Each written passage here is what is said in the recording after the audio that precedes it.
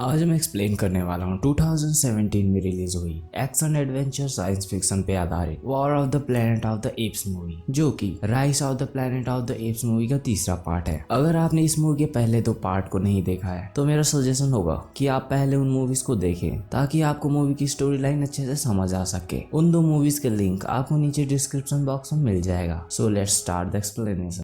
Movie की शुरुआत में हम यूएस मिलिट्री की एक टुकड़ी को देखते हैं जो एप्स की तलाश में जंगल में आए हैं। पिछले पार्ट में कुबा ने जिस युद्ध की शुरुआत की थी उसे 2 साल हो चुके हैं। मिलिट्री के लोग एप्स को मारने के लिए उन्हें ढूंढ रहे हैं। हमें उन टुकड़ी के बीच कुछ वानर भी नजर आते हैं जो पहले कुबा के साथ थे, पर कुबा के मरने के बाद सीजर से बदला लेने के लिए वो मनुष्यों का साथ देने लगे। मनुष्य उन वानरों को डोंकी बुलाते हैं और आखिरकार उन्हें वानरों की एक छोटी टुकड़ी मिल जाती है और वो वानरों पर हमला कर देते हैं। इसमें कई वानर मारे जाते हैं, पर इसी बीच जब सिपाहियों को लग रहा होता है कि वो लोग जीत रहे हैं तभी सीजर वहां अपनी सेना के साथ आ जाता है और उन सभी सैनिकों को मार देता है और कुछ सैनिकों को बंदी बना लेता है। उन बंदी बनाए गए सैनिकों में एक वानर भी होता है जिसका नाम रेड होता है, जो पहले कुबा का साथ दे रहा था। अब सीजर रेड के अलावा कर्नल के बाकी सिपाहियों को छोड़ देता है जिससे उस कर्नल को पता चल सके कि वानर युद्ध नहीं चाहते। उसके बाद सीजर रेड से पूछता है और रेड बताता है कि कर्नल बहुत निर्दयी और कमीना है, वो सभी वानरों को मारना चाहता है। ये सुनकर सभी वानर घबरा जाते हैं और सीजर अपने एक सिपाही विंटर से रेड को यहाँ से ले जाने को बोलता है, पर रेड विंटर के सर पर हमला करके वहाँ से भाग जाता है। अब हम सीजर के बेटे ब्लू आई को देखते हैं जो अपने दोस्त रॉकेट के साथ एक लंबे सफर से वापस आया है। सीजर ने उन्हें वानरों के लिए एक सुरक्षित जगह की तलाश करने के लिए भेजा हुआ था ताकि वानरों को रहने के लिए एक सुरक्षित जगह मिल सके। और ब्लू आई सीजर को बताता है कि हमने रेगिस्तान के पार एक सुरक्षित जगह ढूंढ ली है जहाँ हम शांति से रह सकते हैं। ये सुनकर सीजर बोलता है कि सफर बहुत लंबा है, इसलिए हम कुछ दिनों के बाद पूरी तैयारी के साथ यहाँ से निकलेंगे। पर उसी रात कर्नल अपने सैनिकों के साथ वानरों पर हमला कर देता है और सीजर के बेटे ब्लू आई को सीजर समझकर मार देता है और सीजर की पत्नी को भी मार देता है। पल भर में सीजर की पूरी दुनिया खत्म हो चुकी थी। अब सीजर को छानबीन में पता चलता है कि विंटर ने मनुष्यों से डरकर वानरों से गद्दारी की और उन्हें वानरों की लोकेशन बता दी। अब सीजर बिना तैयारी के अपने लोगों की जान बचाने के लिए उस सुरक्षित जगह की ओर निकल जाता है, पर सीजर को उस कर्नल से अपनी फैमिली की मौत का बदला भी लेना था। इसलिए सीजर अपने छोटे बेटे को ब्लू आई की पत्नी को संभाल कर सुरक्षित जगह ले जाने को दे देता है और सीजर उस कर्नल की तलाश में निकल जाता है। सीजर के साथ उसके कुछ साथी लूका, मॉरिस और रॉकेट भी साथ जाते हैं। सीजर को आगे जाने पर एक गाँव नजर आता है जो कि खाली नजर आ रहा था, पर वहाँ पर एक सैनिक होता है। वो सैनिक गन उठाकर सीजर को मारने वाला होता है, पर सीजर उससे पहले उस सैनिक को मार देता है। उसी जगह पर उन्हें एक छोटी सी बच्ची भी मिलती है जिसका नाम नोवा होता है। नोवा बोल नहीं सकती थी। मॉरिस को उस लड़की पे दया आता है और मॉरिस सीजर से उस लड़की को अपने साथ ले जाने को बोलता है क्योंकि मॉरिस उस लड़की को ठंड में मरने के लिए अकेले नहीं छोड़ सकता था। अब सीजर फिर से अपने साथियों के साथ कर्नल के कैंप की तलाश में निकल जाता है और कुछ दूर आगे जाने पर उन्हें कर्नल का कैंप नजर आता है। अब सीजर कैंप के अंदर जाता है और कैंप के अंदर उसे विंटर मिलता है और सीजर उससे पूछता है कि कर्नल कहाँ है और विंटर बताता है कि कर्नल पहले ही यहाँ से निकल चुका है। और विंटर अपनी मदद के लिए चिल्लाने की कोशिश करता है, पर सीजर उसे मार देता है। अब सीजर कर्नल के सैनिकों का पीछा करने लगता है और सीजर को रास्ते में उन्हीं में से कुछ सैनिकों की लाशें मिलती है। सीजर को कुछ समझ नहीं आता कि आखिर कर्नल ने अपने साथियों को क्यों मार दिया। अब कुछ दूर आगे जाने के बाद सीजर अपने साथियों के साथ आराम करने के लिए रुकता है, तभी कोई उनका घोड़ा लेकर भाग जाता है। उसका पीछा करने पे पता चलता है कि जो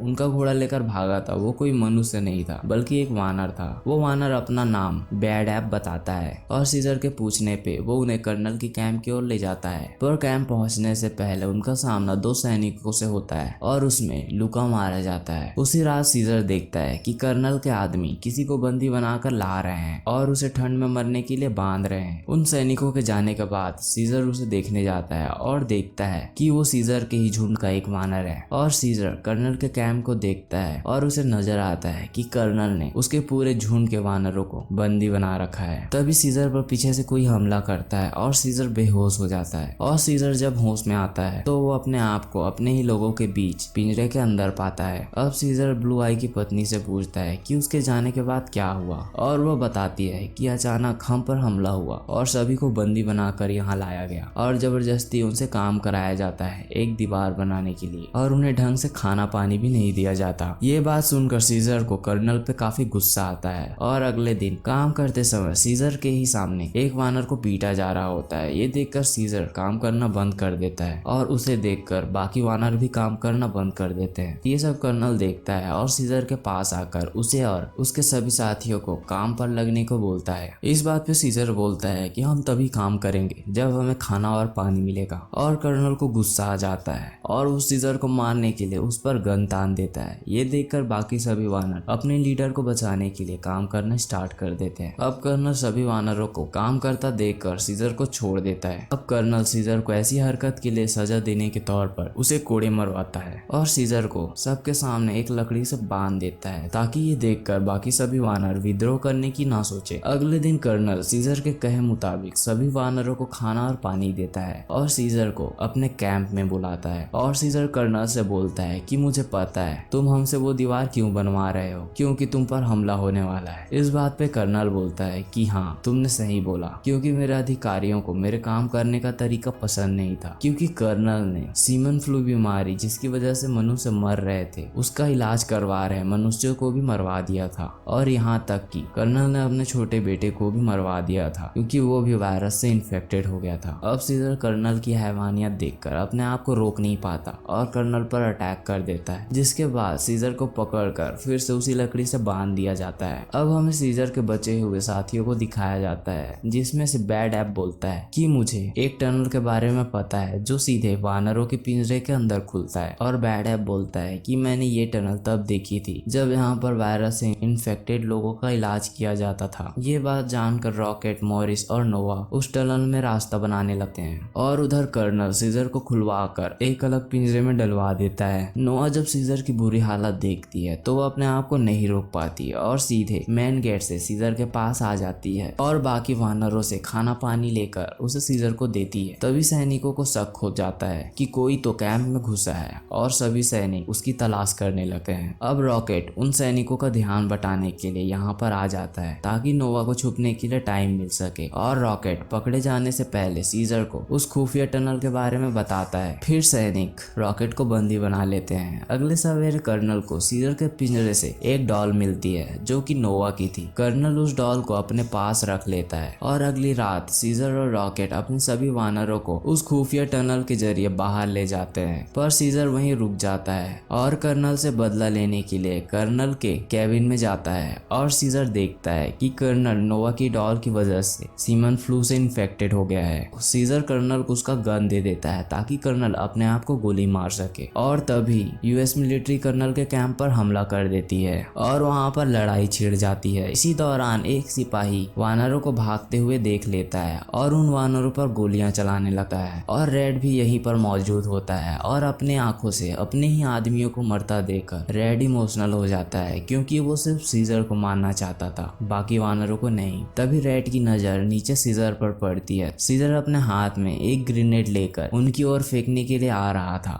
पर अचानक एक सिपाही पीछे से सीजर को शूट कर देता है और सीजर गिर जाता है। ये देखकर रेड अपने आप को नहीं रोक पाता और उस सैनिक को शूट कर देता है, और ये देखकर बाकी सैनिक रेड को मार देते हैं। इस बीच सीजर को संभलने का समय मिल जाता है और सीजर पास में गिरे हुए एक पेट्रोल टैंक को आग लगा देता है, जिससे बहुत बड़ा ब्लास्ट होता है और पहाड़ों पर जमी हुई बर्फ खिसकने लगती है, और वो बर्फ कैंप के सैनिकों के साथ साथ बाहर से आई मिलिट्री को भी तबाह कर देती है। सीजर और बाकी वानर बचने के लिए पेड़ों पर चढ़ जाते हैं और बच जाते हैं। उसके बाद सीजर बचे हुए वानरों के साथ ब्लू आई के बताए गए जगह की ओर निकल जाते हैं। वहां पहुंचने के बाद वो देखते हैं कि वो जगह सच में बहुत खूबसूरत है, और सभी वानर खुशियां मनाने लगते हैं क्योंकि उनके सालों के सफर का अब अंत होता है और उन्हें शांति से रहने के लिए एक जगह मिल जाती है। और मॉरिस सीजर की ओर देखता है। सीजर को बहुत सी गहरी चोटें आई हुई थी, सीजर किसी भी वक्त मर सकता था, और सीजर मॉरिस को बोलता है कि तुम मेरे मरने के बाद मेरे छोटे बेटे को बताना कि उसके पिता एक महान लीडर थे